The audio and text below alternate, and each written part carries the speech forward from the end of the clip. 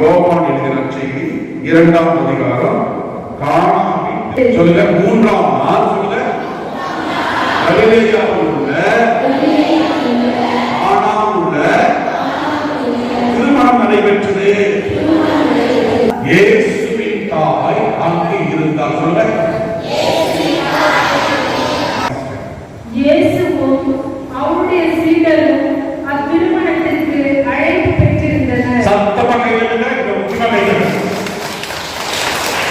இயேசுவும் சொல்லுங்க இயேசுவும் அவருடைய சீடர்களும் திருமண விழாவிற்கு அழைக்க பெற்றிருந்தனர்.